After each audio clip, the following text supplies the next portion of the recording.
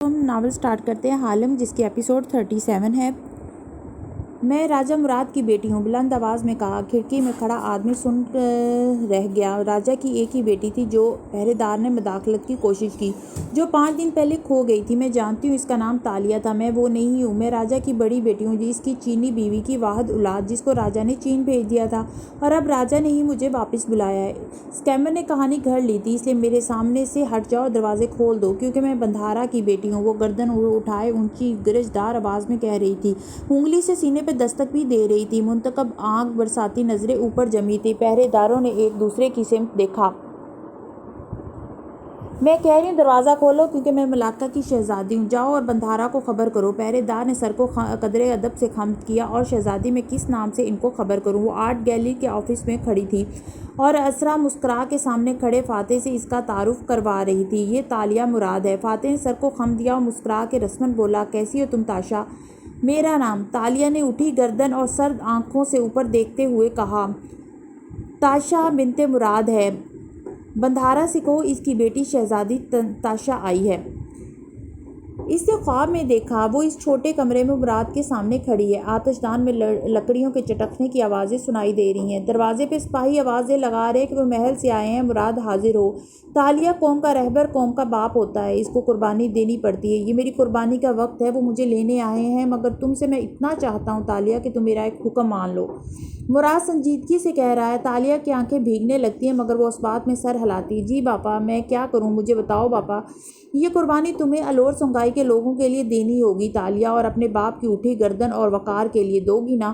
آنسو اس کی آنکھوں سے پھسل رہے ہیں اور وہ ہاں میں گردن ہلاتی ہے۔ میں یہ چاہتا ہوں تالیہ کہ تم، وہ اس کے ہاتھ تھامے اس کی آنکھوں میں دیکھ کے کہتا ہے، تم ان تمام باتوں کو اپنے اندر راز کی طرح دفن کرو جو تم نے مجھ سے پمبورو کے متعلق سنی تھی۔ آنسو تالیہ کی آنکھ میں ٹھہر جاتا ہے۔ وہ کیوں باپا؟ کیونکہ پمبورو کا باب آج سے بند ہو رہا ہے۔ سلطان مرسل نے ہمیں واپس شاہی محل بلوا لیا ہے۔ اب ہم محل میں رہیں گے تالیہ، اپنی اصلی جگہ پر۔ تالیہ ایک دم اپنے ہاتھ اس کے ہاتھوں سے کھینچتی ہے۔ اور شکار بازوں کا کیا ہوگا؟ ان کو شہزادی کے سپاہی گرفتار کر رہے ہیں، مگر ہمیں کوئی نہیں گرفتار کرے گا۔ یہ دستک دینے والے ہمیں محل لے جانے کے لیے آئے ہیں، گرفتار کرنے کے لیے نہیں۔ وہ بے یقینی سے اس کو دیکھتی ہے۔ مگر باپا، شہزادی کے سپاہیوں کو کیسے معلوم کہ کون شکار باز ہے کون نہیں؟ کس نے بتائے پمبورو کے لوگوں کے نام؟ انہیں کسی قوم کا رہنما اس کا باپ ہوتا ہے، اس کو مشکل فیصلے لینے پڑتے ہیں۔ چند نام دینے کے عوض سوچو، میں محل میں جا کے اپنے ہزاروں لوگوں کی بھلائی کے لیے کتنے کام کر سکتا ہوں، اور گاؤں کے لوگ، وہ تو قید خانوں میں مر جائیں گے۔ تو وہ خزانہ، وہ جو آپ نے لانا تھا، اس کا کیا؟ وہ قدم بقدم پیچھے ہٹ رہی ہے، چہرہ سفید پڑ رہا ہے۔ اس کا ذکر اپنے سینے میں دفن کر لو اور میرے ساتھ محل چلنے کی تیاری کرو، اور خزانہ ہمارا ہے اور ہمارا ہی رہے گا۔ دستک اب مسلسل ہو رہی ہے۔ مراد حاضر ہو، بار بار پکارا جا رہا ہے۔ مراد اٹھ کھڑا ہوتا ہے۔ میں ابھی ان کے ساتھ محل جا رہا ہوں، سلطان کی خدمت میں پیش ہونے۔ تم دروازہ بند کر لو اور باہر نہ نکلنا۔ اچھا؟ وہ پیار سے اس کے سر کو تھپکتا ہے، مگر وہ ایک دم سر جھٹک دیتی ہے۔ مراد اثر لیے بنا باہر کی طرف بڑھ جاتا ہے۔ تالیہ کھڑکی میں جا کھڑی ہوتی ہے۔ مراد اسے باہر نکلتا ہوا دکھائی دیتا ہے۔ سپاہی اس کو تعظیم پیش کرتے ہیں اور بھگی کی طرف لے جاتے ہیں۔ تالیہ آس پاس دیکھتی ہے۔ قریب میں بہت سے مکان قطاروں میں بنے نظر آ رہے ہیں۔ سپاہی ان کے دروازے توڑ توڑ کے اندر سے لوگوں کو نکال رہے ہیں۔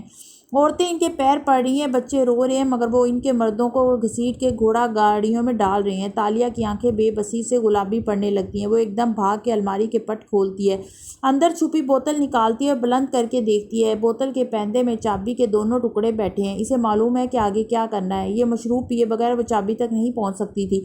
وہ کارک کھینچ کے بوتل لبوں سے لگاتی ہے اور مشروب اپنے اندر انڈیل لیتی ہے۔ گھونٹ بہ گھونٹ مشروب اس کے خون میں شامل ہو جاتا ہے، یہاں تک کہ چابی کے دونوں ٹکڑے اس کے لبوں سے آ ٹکراتے ہیں۔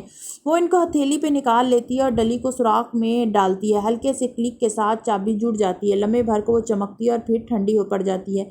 تالیہ زنجیر میں پروئی چابی کو کلائی میں پہن لیتی ہے اور یہی خواب ٹوٹ جاتا ہے۔ تالیہ یہ کیا کہہ رہا تھا؟ ایڈم جھنجھلا کے اس کے پاس آیا۔ شہزادی کی سواری جا چکی تھی اور اس بوڑھے سے بات کرنے کے بعد تالیہ بے خود سی بازار میں چلتی جا رہی تھی۔ تم یہیں رکو، میرا انتظار کرو، کہہ کے اس نے زیور کی پوٹلی ایڈم کی طرف بڑھائی۔ مگر میں کیسے؟ حکم مانو ایڈم، حکم مانو۔ مگر مجھے بتائیں تو صحیح کہ اس آدمی نے کیا کہا ہے؟ وہ ٹھہری اور اس کی طرف گھومی۔ اس کی آنکھیں عجیب ہو رہی تھی۔ اس نے مجھے بتایا کہ یہ شہزادی یان سوفو تھی۔ تو یہ شہزادی تاشا نہیں تھی؟ شہزادی تاشا کوئی نہیں ہے ایڈم، شہزادی تاشا کوئی نہیں ہے۔ ایڈم نے مشکوک نظروں سے اسے دیکھا۔ مگر میں نے خود کتابوں میں اس کا ذکر پڑھا ہے۔ تالیہ کی آنکھیں بھیگ گئیں۔ وہ میں ہوں۔ ایڈم کا منہ کھل گیا۔ لمحے بھر کو وہ دونوں خاموش کھڑے رہے۔ خیر آپ کا قصور نہیں ہے۔ شہزادی کی سواری دیکھ کے میں بھی چند لمحے کے لیے خود کو شاہی منظرنامے کا حصہ سمجھنے لگا تھا، مگر اب وہ جا چکی ہے، آپ واپس آ جائیں۔ ساتھ ہی تالیہ کے چہرے کے سامنے ہاتھ لہرایا۔ یہ کتنی انگلیاں ہیں آپ بتا سکتی ہیں؟ مگر وہ نہیں سن رہی تھی۔ ابھی جب میں اس بوڑھے سے بات کر کے ہٹی تو میں نے وہ خواب دوبارہ دیکھا جو جنگل میں دیکھا تھا، مگر اس دفعہ وہ خواب مکمل تھا۔ میرے باپا کو وہ لوگ گرفتار کرنے نہیں آئے تھے، عزت سے لے جانے آئے تھے، اور ہم تاشا کی نہیں شہزادی یان سوفو کی بات کر رہے تھے۔ میرا باپ شہزادی کے مظالم میں برابر کا شریک ہے۔ میں کسی لکڑہارے کی نہیں، بندھارا مراد راجا کی بیٹی ہوں۔ ایڈم بالکل شل کھڑا رہ گیا، ہکا بکا۔ اس لیے تم یہیں رکو، جس گھر سے ہم نے کپڑے چرائے تھے اس کے عقب میں میرا انتظار کرو، میں رات کو تم سے ملنے ادھر آؤں گی۔ ابھی مجھے اپنے باپا کے پاس جانا ہے۔ وہ آگے بڑھ گئی۔ مگر حکم مانو ایڈم، حکم مانو۔ اس کے قدم رک نہیں رہے تھے۔ چند ساتیں لگی تھیں اس کو بندھارا کے محل پہنچنے میں۔ کس نام سے خبر کروں شہزادی؟ محل کا پہرے دار مؤدب انداز میں پوچھ رہا تھا، اور تالیہ اوپر دیکھ رہی تھی جہاں محل کی ایک کھڑکی میں وہ شخص کھڑا تھا۔ میرا نام تاشا بنت مراد ہے، شہزادی تاشا۔ کچھ دیر بعد وہ سپاہیوں کی میت میں اندر داخل ہو رہی تھی۔ وسیع سبزہ زار، درمیان میں پتھریلی روش، آس پاس اونچے برآمدے اور ان کے اوپر مخروطی چھتیں۔ وہ محل قدیم فن تعمیر کا ایک شاہکار تھا۔ برآمدہ عبور کر کے وہ محل کے اندر آئے۔ کھلی کھڑکیوں کے باعث راہداریوں میں مناسب روشنی تھی، مگر باہر کی نسبت قدرے اندھیرا تھا۔ سپاہی اسے ایک چھوٹے کمرے میں لے آیا جہاں طویل میز بچھی تھی اور اس کے گرد کرسیاں رکھی تھیں۔ اسے وہاں چھوڑ کے پہرے دار غائب ہو گیا۔ تالیہ نے کرسی کھینچی مگر بیٹھی تو چونک گئی۔ کرسی کی گدی ایسی نرم جیسے وہ ہوا میں بیٹھی ہو۔ اس نے میز کی لکڑی پہ ہاتھ پھیرا، ملائم اور چمکدار، اس سے تو خوشبو بھی آتی تھی۔ تالیہ نے تحیر سے نظریں گھمائیں۔ بظاہر وہ ملائیشیا کے اچھے گھروں کے جیسا ایک سٹنگ روم ہی تھا، مگر ہر شے مختلف تھی۔ پہرے داروں نے ایک دم دروازہ کھولا تو وہ چونکی۔ راجہ مراد تیز قدموں سے اندر داخل ہوا۔ ایک ہاتھ کمر پہ بندھا تھا اور دوسرا پہلو میں گرا تھا۔ پیروں تک آتی شاہی پوشاک، گردن میں موتیوں کی مالا، سر پہ کپڑے کی ٹوپی، اس سے نکلتے بال جو کندھوں کو چھوتے تھے۔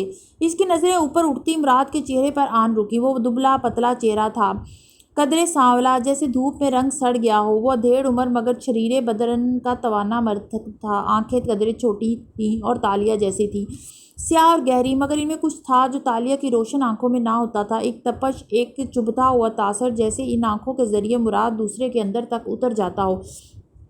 انہی آنکھوں سے وہ تالیہ کو دیکھ رہا تھا۔ اس کا دل زور سے دھڑکا۔ باپا! لب پھڑپھڑائے۔ عجیب میکانکی سا انداز تھا۔ خون کے رشتے کی کشش، جذباتیت کچھ بھی محسوس نہ ہو۔ یہ وہ مراد نہیں تھا جس کو وہ خوابوں میں دیکھتی تھی، غریبوں کے لیے لڑنے والا ایک ہیرو، جس کے لوگوں کے لیے وہ خزانہ ڈھونڈنے نکلی تھی۔ یہ تو کوئی اور تھا۔ اس شخص کے ساتھ تو طاقت اور دولت کے جن یوں چپکے تھے کہ ان سے ڈر لگتا تھا۔ ملعون، آسیب زدہ، میں تالیہ ہوں، اس نے پھر پکارا۔ وہ خاموشی سے آنکھیں چھوٹی کیے اسے گھورے گیا۔ 5 روز پہلے میں چابی لے کر چلی گئی تھی اور ایک دوسری دنیا میں کئی سال گزارنے کے بعد 5 روز پہلے ہی واپس بھی آ گئی تھی۔ یہ 5 دن میں نے سلطنت ملاکا کے جنگلوں میں بھٹکتے گزارے۔ بدک یہاں پہنچی تو معلوم ہوا کہ آپ بندھارا بن چکے ہیں، اور سواریت سے مسکراتے ہوئے کہہ رہی تھی، اور ایک دم مراد اس پہ جھپٹا اور اس کی گردن زور سے دبوچی۔ تالیہ کا سانس لمحے بھر کو بند ہو گیا۔ اسے لگا وہ اسے مار دے گا، مگر مراد نے ایک جھٹکے سے اس کو موڑا، اس کے بال ہٹائے اور گردن کی پوچھ دیکھی۔ وقت کی مہر۔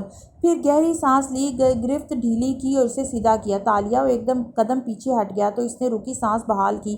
چند لمحے خاموشی میں گزر گئے۔ کتنے سال؟ وہ اس کی آنکھوں میں دیکھ کے بولا تو لب ہلتے ہوئے بھی محسوس نہ ہوتے تھے۔ 17۔ وہ ابھی تک ہلی ہوئی تھی۔ کون سا زمانہ تھا؟ 600 سال بعد کا۔ تب دنیا کیسی تھی؟ وہ سوال در سوال کر رہا تھا۔ تالیہ نے ایک پل کے لیے اطراف میں دیکھا۔ اس سے بہت مختلف، بہت الگ، آپ تصور بھی نہیں کر سکتے۔ کیا تمہاری شادی ہوئی؟ بچے ہیں؟ اس کا انداز میکانکی سا تھا، بس اس کو دیکھ رہا تھا، کوئی اپنائیت، محبت کچھ بھی نہیں۔ ہماری دنیا میں اتنی جلدی شادیاں نہیں ہوتی۔ وہ نم آنکھوں سے مسکرائی۔ اس قدیم دیوان خانے میں دونوں آمنے سامنے کھڑے تھے، مگر درمیان میں گویا صدیوں کا فاصلہ تھا، 2 دنیاؤں کی دوری تھی۔ اچھی بات ہے کہ تمہیں اس دنیا نے زنجیر نہیں کیا، تم آزاد ہو۔ ان الفاظ میں کچھ سرد پن سا تھا جو تالیہ مراد کو اپنی ریڑھ کی ہڈی میں سے گزرتا ہوا محسوس ہوا۔ وہ پھیکا سا مسکرائی۔ بے شک میں آزاد ہوں، مگر مجھے وہ چابی واپس جانے کے لیے۔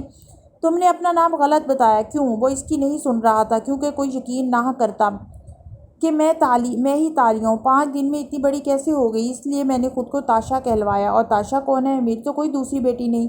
تاشا؟ اس دنیا میں میرا نام تھا، مجھے وہاں سب یہی کہہ کر پکارتے تھے، جو منہ میں آیا بولے گئی۔ اور کیا تمہیں خزانہ ملا؟ تالیہ نے نفی میں گردن دائیں بائیں ہلائی۔ نہیں، اچھی بات ہے، کیونکہ میں نے بھی خزانے کا خیال دل سے نکال دیا ہے۔ وہ سپاٹ تھا، بالکل سپاٹ۔ باپا، میں چاہ رہی تھی کہ مجھے وہ چابی… میں خادم اعلیٰ کو حکم دے رہا ہوں، تمہارے لیے خوابگاہ اور شاہی لباس تیار کر دے۔ تم آرام سے رہو، خوب کھاؤ پیو۔ تم بندھارا کی بیٹی ہو، تمہیں بندھارا کی بیٹی کے جیسا لگنا چاہیے، اور بس۔ راجہ مراد انہی تیز قدموں سے باہر نکل گیا جس سے وہ آیا تھا۔ دروازہ پہرے داروں نے کھولا اور اس کے جانے کے بعد بھی بند کر دیا۔ وہ ہکا بکا کھڑی رہ گئی، ایسا سکوت اور خاموشی جیسے وہ کسی سونے سے بنی قبر میں ہو۔ ایک دم وہ بھاگ کے کھڑکی کی طرف لپکی اور پردہ ہٹایا۔ نیچے محل کے سبزہ زار میں پہرے داروں اور ملازموں کی چہل پہل دکھائی دے رہی تھی۔ حالم آنکھوں نے فوراً سے عقابی انداز میں اس سارے احاطے کا جائزہ لیا۔ محل کے گیٹ کس طرف ہیں، پہرے دار کتنے ہیں اور کہاں ہیں، فرار کے کتنے راستے ہیں، ممکنہ ہتھیار، سیکیورٹی، جھول۔ کیا میں ایک قید سے نکل کے دوسری میں آ گئی ہوں؟ ذہن میں کوئی بار بار پوچھ رہا تھا۔ بازار کی گلی کے دونوں اطراف دکانوں پہ گاہکوں کا رش لگا تھا۔ ایڈم زیور کی پوٹلی لباس میں چھپائے لوگوں کے درمیان آگے بڑھتا جا رہا تھا، ادھر ادھر دیکھتا، چوکنا اور محتاط سا۔ لٹو کی شکل والا ہیٹ سر پہ پہن رکھا تھا، سو چہرہ مکمل طور پر واضح نہ تھا۔ چند موڑ مڑے تو ایک دکان کا دروازہ نظر آیا۔ ایڈم کے قدم اسی جانب اٹھ گئے۔ وہ بڑا سا ہال تھا، اندر جگہ جگہ مشلیں روشن تھیں، دور دور تک میزیں بچھی نظر آ رہی تھیں جن پہ بیٹھے لوگ بے فکری سے باتوں میں مصروف قہوے پی رہے تھے اور کھانے کھا رہے تھے۔ ایڈم کی اٹکی سانس بحال ہوئی۔ یہ کوئی سرائے تھی یا شاید قہوہ خانہ؟ اس نے کندھوں کو اکڑایا اور اندر داخل ہو گیا۔ آگے ایک آدمی چل رہا تھا، ایڈم کے حلیے جیسا، حلیہ بنائے، وہ کندھے پہ ایک تھیلا اٹھائے تھا۔ ایڈم نے دیکھا اس نے تھیلے میں ایک میز پہ دھرا اور کرسی کھینچ کے بیٹھا، پھر چٹکی بجائی اور اندرونی دروازے سے نکلے لڑکے کو دیکھ کر انگلیوں کی وی سی بنائی۔ ایڈم اس کے انداز کی نقالی کرتے ایک دوسری میز تک آیا اور اسی طرح بہرے کو انگلیوں کی وی بنا کے دکھائی۔ لڑکا اسبات میں سر ہلا کے اندر چلا گیا۔ اندر غالباً قہوہ خانے کا باورچی خانہ تھا۔ اب ایڈم نے احتیاط سے کرب و جوار میں بیٹھے افراد کا جائزہ لیا۔ لوگ ٹولیوں کی صورت بیٹھے بے فکری سے باتیں کر رہے تھے، کوئی ہنس رہا تھا، کوئی سنجیدگی سے کچھ سنتے ہوئے کانوں کو ہاتھ لگا رہا تھا، زبان وہی انجان سی تھی۔ تھوڑی دیر بعد ان دونوں کے لیے الگ الگ کھانا لے آئے۔ پہلے تھیلے والے کے سامنے تشت سجائی، پھر ایڈم کے پاس آیا اور ایک سوپ کا پیالہ اور ایک مشروب کا گلاس سامنے رکھا۔ پیالے میں دھاتی چمچ رکھا تھا جس سے ایڈم نے سوپ چکھا۔ مچھلی کا سا ذائقہ آیا مگر برا نہیں تھا۔ وہ چمچ بھر بھر کے پینے لگا۔ کنکھیوں سے اس نے دیکھا کہ تھیلے والا کسی کے آواز دینے پہ پیالہ چھوڑ کے اٹھ گیا ہے۔ 2 3 4 افراد کا ایک گروہ بیٹھا تھا جو ہنس کے اونچے نعروں سے اس کو خوش آمدید کہہ رہا تھا۔ تھیلے والا ہنستے ہوئے جواب دیتا، باری باری ان سے ہاتھ ملانے لگا، شاید کوئی پرانے دوست تھے۔ ایڈم نے سوپ درمیان میں چھوڑا، تیزی سے اٹھا اور اس کی میز کے قریب سے گزرتے اس کا تھیلا اٹھا لیا، پھر پیچھے دیکھے بنا تیزی سے باہر نکل گیا۔ اتنے رش میں کسی نے اسے نہیں دیکھا تھا۔ گلی میں جاتے ہی اس نے ایک طرف سرپٹ دوڑ لگا دی۔ وہ بھاگتا رہا یہاں تک کہ مکانوں والی اسی گلی میں آ پہنچا جہاں ایک مکان میں صبح انہوں نے لباس تبدیل کیا تھا۔ ایک درخت تلے رک کے گہرے گہرے سانس لیتے اس نے گردن موڑ کے دیکھا، کوئی اس کا تعاقب تو نہیں کر رہا؟ اے میرے اللہ تعالیٰ! ایڈم نے بے چارگی سے اوپر دیکھ کے شکوہ کیا، اس چوری کا گناہ آپ کو تالیہ کے سر ڈالنا ہوگا، انہوں نے ہی مجھے ایسے کام کرنے کی ترغیب دی ہے۔ پھر کانوں کو باری باری چھو کے استغفار پڑھا اور تھیلا کھولا۔ دن کی روشنی اتنی تھی کہ وہ بآسانی اندر جھانک سکتا تھا اور اندر جھانک کے اسے جھٹکا لگا۔ اس میں چند سکوں کے علاوہ قلم، دوات اور کاغذوں کا ایک بنڈل رکھا تھا، مزید کوئی پیسے نہ تھے۔ ایڈم نے کاغذ نکال کے دیکھے، وہ ذرا سخت مادے کے بنے قدرے زردی مائل صفحے تھے۔ پہلے صفحے پہ چند الفاظ لکھے تھے۔ اس نے پڑھنے کی کوشش کی، بنگاریا ملایو، اس نے چنبے سے دہرایا۔ یہ نام اس نے کہاں سنا تھا؟ بنگاریا، گل ختمی، ملائیشیا کا وہ قومی پھول تھا، مگر یہ نام یہ کچھ سنا سنا سا لگ رہا تھا۔ اور پھر ایک جھماکے سے اسے یاد آیا، بنگاریا ملایو تاریخ کی ایک کتاب تھی جو اسکول کے نصاب میں پڑھائی جاتی تھی۔ وہ مرسل شاہ کے عہد میں لکھی گئی تھی، ایک تاریخی داستان جو شہزادی تاشا پیسونا کی زندگی پر بنی تھی۔ اس میں اس دور کے حالات کا بھی ذکر تھا، مگر یہ داستان ایڈم نے کبھی نہیں پڑھی تھی، اسکول میں اس نے آپشن میں چھوڑ دی تھی، اور شہزادی تاشا کا جتنا ذکر اسے معلوم تھا وہ ساتھ والے کلاس فیلوز کی منہ زبانی سن رکھا تھا۔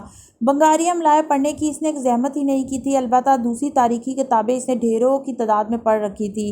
از عبداللہ بن ابو بکر، ساتھ لکھنے والے نے اپنا نام درج کر رکھا تھا، مگر آگے تمام صفحات کورے تھے۔ ابھی اس نے کتاب تحریر کرنا شروع نہیں کی تھی۔ تو سرائے والا آدمی کوئی لکھاری تھا یا مورخ، اور اس کو لوگ جانتے پہچانتے، تبھی چند لمحوں میں وہ لوگوں میں گھر گیا تھا۔ مگر ایڈم الجھا۔ بنگاریا ملایو کے مصنف کا یہ نام نہ تھا، اس کا نام کوئی اور تھا، مگر شاید اسے یاد کرنے میں غلطی ہو رہی ہو۔ خیر، اس نے تھیلا کندھے پہ چڑھایا۔ تھیلے کا لمبا سا اسٹریپ تھا جس کو کندھے پہ پہنو تو تھیلا پہلو میں آ گرتا تھا۔ ایڈم نے سکے جیب میں رکھے، ہیٹ سر پہ درست کی اور اب کے قدرے اعتماد سے ایک طرف کو چل دیا۔